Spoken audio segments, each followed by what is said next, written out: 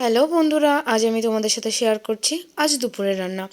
আজ দুপুরে একদম সিম্পল রান্না করেছি লাউ আর মুসুর ডাল।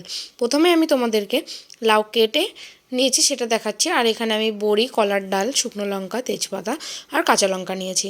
কড়াই গরম বসিয়ে কড়াইয়ে তেল দিয়ে পরিমাণ মতো এখানে আমি কলার ডাল, বড়ি, তেজপাতা, শুকনো লঙ্কা, কাঁচা লঙ্কা সমস্তটা দিয়ে ভেজে নিয়েছি। ভেজে নিয়ে ভালো করে আমি এখানে যে লাউটা কাটা ছিল লাউটা দিয়ে মিশিয়ে নিয়েছি।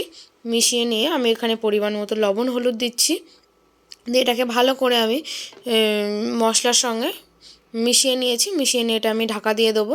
আর ওদিকে ডালটা সিদ্ধ বসিয়ে দেবো। তার জন্য আমি প্রথমেই প্রায় 1 বাটি মতো ডাল নিয়েছি, মুসুর ডাল। মুসুর ডালটা ভালো করে ধুয়ে এখানে পরিমাণ মতো জল দিয়ে ঢাকনা আটকে আমি অন্যদিকে বসিয়ে দেবো মুসুর ডালটা সিদ্ধ করতে। এদিকে আমার লাউটা রান্না হচ্ছে। এতক্ষণে আমি আবার ঢাকনাটা তুলে ভালো করে এই যে দেখবো জলটা উঠে গেছে, মানে লাউটা নিজের জলটা ছেড়ে দিয়েছে। আমি নাড়িয়ে আবার রেখে দিয়েছি। আর এখানে করেছি বেগুন ভাজার জন্য বেগুন কেটে ধুয়ে রেখে দিয়েছি। আমি এখানে লবণ, হলুদ আর চিনি মিশিয়ে ভালো করে মেখে রেখে দেবো বেগুনটা। এভাবে বেগুন ভাজা খেতে আমার তো খুব ভালো লাগে। তোমাদের কার কেমন লাগে বলো। তোমরা এইভাবে অন্তত একদিন বেগুন ভাজা করে দেখো, তোমাদেরও আশা করি খুব সুন্দর লাগবে। এখানে বেগুনটা আমার মাখানো হয়ে গেছে। আমি আবার এখানে লাউটা দেখে নেব। লাউয়ের জলেই সিদ্ধ হবে। এই জায়গায় এসে লাউটা প্রায় 50% মতো সিদ্ধ হয়ে গেছিলো। আমি আবার ভালো করে নাড়িয়ে নিয়ে ঢাকা দিয়ে দিচ্ছি।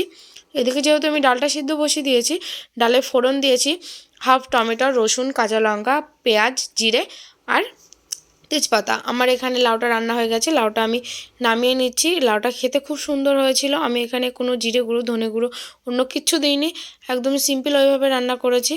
এটা খেতে এটা স্বাস্থ্যের পক্ষেও ভালো, আবার খুব তাড়াতাড়িও রান্না হয়ে যায়। এখানে আমি কড়াইয়ে তেল গরম করতে দিয়ে যেটা লবণ, হলুদ, চিনি মাখিয়ে রাখা বেগুনটা সেটা আমি দিয়ে দিলাম। এখানে ঢাকা দিয়ে দিচ্ছি। আমি বেগুনটা কম আঁচে করব, মিডিয়াম আঁচে বা লো আঁচে। এটা এইভাবে আমি উল্টে দিয়েছি, এইভাবে হচ্ছে। এখানে ডালটা ততক্ষণে সিদ্ধ হয়ে গেছিলো। দেখো 2টো সিটিতে ডালটা একদম মোম হয়ে গেছে। ডালটা পাশে রেখে আমি এখানে বেগুন ভাজাটা হয়ে গেছে, বেগুন ভাজাটা তুলে নিচ্ছি। এই যে কি দারুণভাবে ভাজা হয়েছে। এবার বেগুন ভাজার কড়াইয়ে ওই তেলেই আমি ফোড়ন দিচ্ছি ডালের জন্য তেজপাতা, জিরে, রসুন, কাঁচা লঙ্কা দিয়ে একটু ভেজে নেবো। আমার এই রসুন ডালটা খুব ভালো লাগে, একটু রসুনের সেন্ট বেরোয়। রসুনটা 1-1.5 মিনিট ভেজে নিয়ে আমি এখানে দিয়ে দিচ্ছি পেঁয়াজটা একটু ভেজে নেবো লাল লাল করে। তারপরে যে হাফ টমেটো কুচিয়ে রেখেছিলাম সে টমেটোটাও আমি দিয়ে দিচ্ছি। টমেটোটা একটু নাড়িয়ে আমি এর মধ্যে পরিমাণ মতো লবণ, হলুদটা দিয়ে দেবো। দিয়ে এটা ভালো করে তেলের সঙ্গে কষে নেব।